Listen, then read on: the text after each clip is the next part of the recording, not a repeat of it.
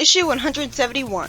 We started with Shadow trying to get Gerald's diary from Eggman and Snively, while Eggman selfishly insists that it's his and he can't have it, even though he doesn't need it anymore. I guess this is when Shadow stops working for Eggman, and that'd be kind of a shame in the sense that they haven't really done anything with the concept. He barely did anything for him at all. SA2 did better than this, and that was one of the games. It makes sense Snively panics at Shadow grabbing what little of his hair is left since he doesn't want to lose it. He kinda would look weird completely bald. He tells him the diary is in Eggman's private study, and then Shadow has a dick move, taking his hair anyways for wasting his time, instead of not doing it to reward him for telling that. Although Snively does deserve whatever's coming from him, he kinda looks weird without the hair, cause it looks like his design is just too basic. Shadow smiles in relief at getting Gerald's diary, saying that now all the secrets and confusion is over. Oh, so the diary is a disc that was placed inside of a book.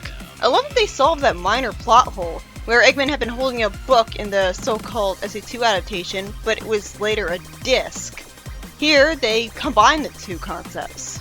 Shadow then says he can't safely investigate the disc here, and he needs comparable technology in a place that he can trust. It's clever of him to think that. As Tails looks scared and kind of shadowed as if he's hiding something terrible, Sonic asks where Fiona is, saying that this is getting ridiculous. So was Tails hiding the fact that Sleuth the dog called Fiona a traitor? Purely because he's nice like that? Tails runs away looking sad after Sonic asks him if he's seen her lately, and Sonic complains that if this disappearing keeps up, he can have her. Not like he'd be able to have her anyway, since she's a teenager and he's a kid.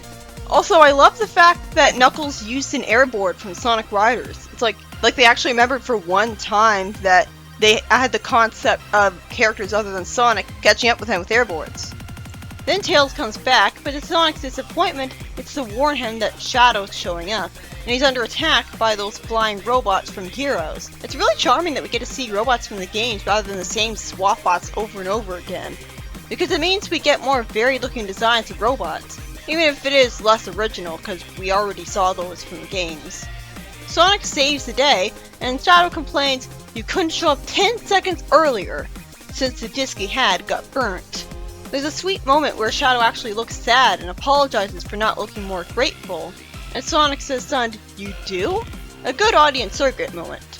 Shadow then looks sad and sympathetic again, saying that Sonic's the only one he can turn to. He sadly says that he needs to know who he is, as Tails smiles sadly looking sweet, and we cut to Shadow frowning at the lab, being told by Tails that the data is so old and damaged that a lot of the information is corrupted, and if they try to dig into what's left, it might corrupt the whole thing somehow. Shadow refuses to give up. Nicole says that if Shadow physically interfaced with the data, he could find out what he needed to, and she could do that with only a few minutes of preparation. Of course she can do that, Shadow. She can do literally anything. Shadow smiles, agreeing to do that, and Sonic wants to help out for fun. I love how Shadow is so much more expressive in the comics. He has more expressions than just frowning. It makes him sympathetic, seeing him be sad and smile. They all warp inside of Gerald's diary, appearing at the Ark, and we see Nicole's links form in actually good art style for the first ever time, as she says, "Our very presence is accelerating degradation, we need to be quick." Nicole then gets all bashful at Sonic complimenting her look, which is really charming, and it's also good that she says she's run into some difficulties through the project, so she didn't just do this that easily. Although I really would like to see what those difficulties actually were. You know, let's see the trial and error process, but I guess not. Shadow's welcomed back and an alarm goes off with Maria on a screen, and there's an attack in Freedom HQ, and Tails says that it's Snively somehow. He's detecting some kind of data transfer, and says that they've got a beacon here in the base. Unless you have some kind of technology sensing powers, how do you know this? And why is nobody questioning this? I mean, I'm guessing he's looking at a screen that is detecting the transfer, but it doesn't seem to look like it. He's talking as if he's detecting it with his own power.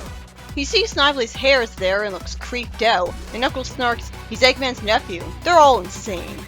Snively shows up in a giant red mecha demanding his hair back. Why did Shadow bring his hair here? Why didn't he just drop it immediately and leave him behind? Does Snively think he can transfer it back to his head and keep it there? Did Shadow somehow know this in his short time on Earth? Knuckles relates to Shadow that he knows what it's like to be lost without a past. No, he doesn't. He never had amnesia. And while he didn't know how he got his powers until a while ago, or what happened to his mother and father, that's not really comparable. He still knew his identity as a guardian, he still knew his whole life after showing up at Angel Island. It's not like with Shadow in the Ark. Shadow holds hands with Maria, looking relieved, and says to her that he thought he lost her forever. Maria is somehow able to communicate with him like a real person, despite her and Gerald just being AI representations of the people giving info on the disc.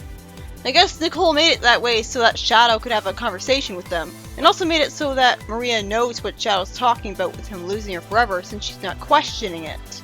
Maria reassures Shadow that as long as he always holds her in his heart and thoughts, they'll never be apart. That's not really good advice if you phrase it like that. It's like saying, always staying fixated on the one you lost and never moving on is good.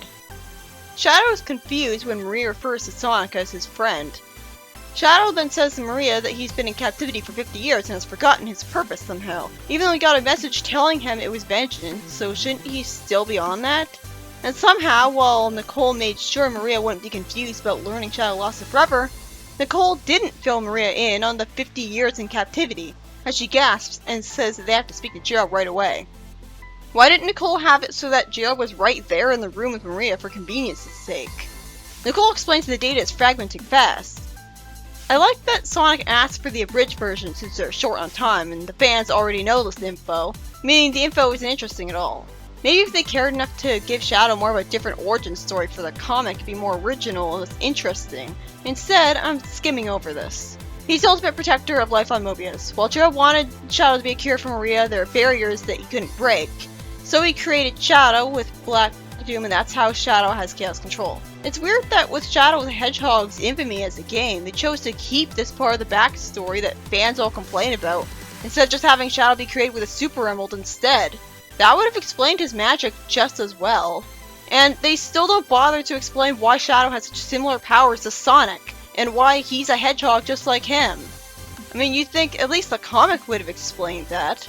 It's obvious to me that he was created with an ancestor of Sonic's DNA, so that he's a hedgehog and he has super speed and stuff, but they don't even bother to say that. What about him being related to the Black Arms makes him a hedgehog that can spin dash? Gerald explains that the Black Arms will return to Mobius in 50 years. Nicole then looks scared since that means the present, and they should be here by now. And Sonic explains that since the Black Arms are busy fighting the Zorda on the Ben planet, and Zorda will hopefully annihilate them, they won't be coming to the comic at all. Thank you, Ian Flynn. This is something that only a Sonic fan would think to write. The other writers wouldn't even know that they should get the Black Arms away from the comic. The floor vanishes below them, and Nicole says alarmed that the digital matrix is collapsing, so they need to get out. She makes her way out, creating a portal, which they don't bother to explain as being because she's master of this domain, since she's basically made it as it is. And Shadow reluctantly leaves, sadly leaving Maria. Does this mean he'd be happy if he could hang out with just an AI simulation of Maria? I mean, that wasn't the real her, but he didn't care one bit. He was still just as attached to her.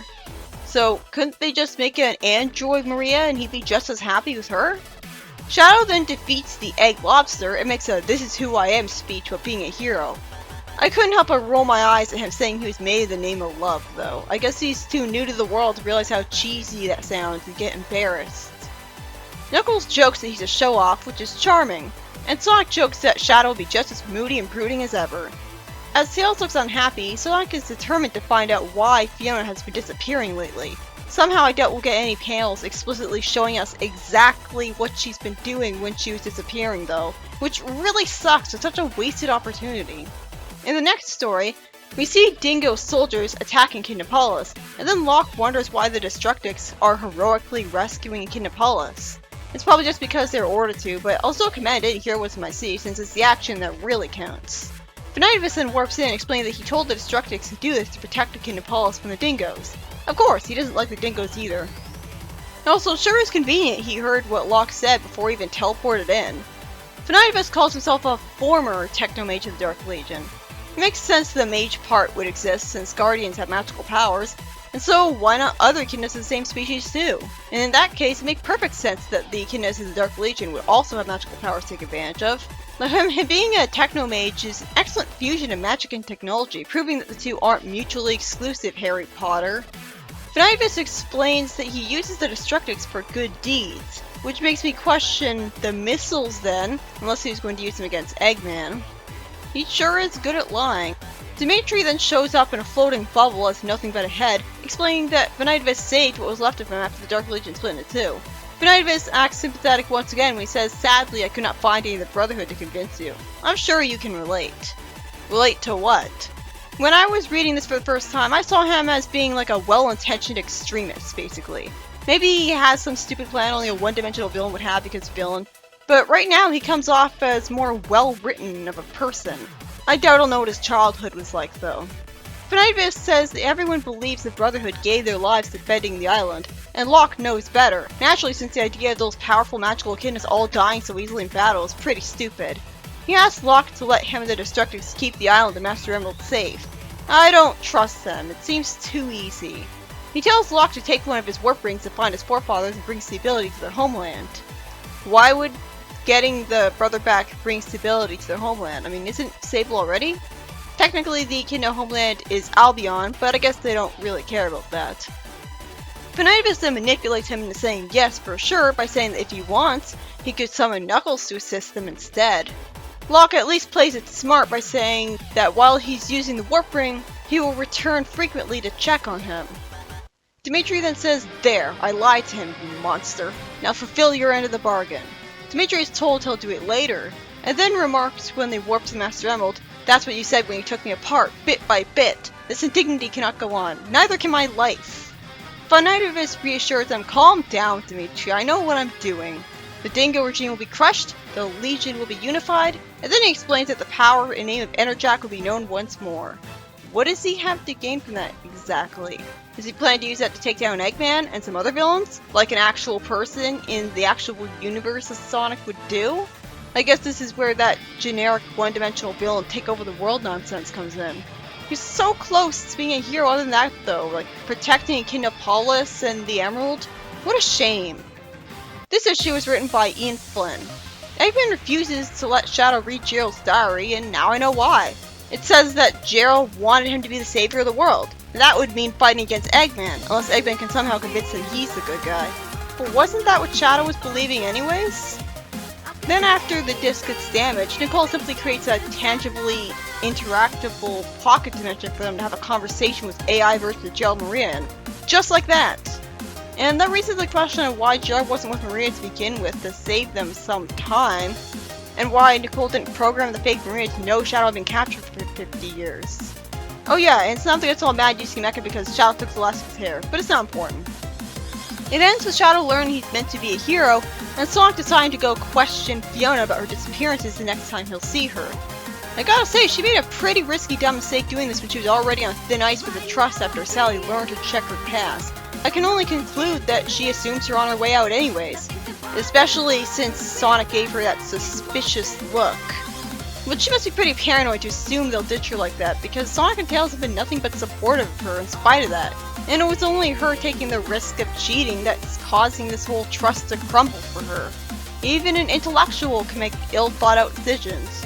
Although if she doesn't know she wants to even be kept in the Freedom Fighters, it wouldn't really seem like a mistake risking that to her. She's conflicted, going through the same thing Shadow had, wanting to know who she should be.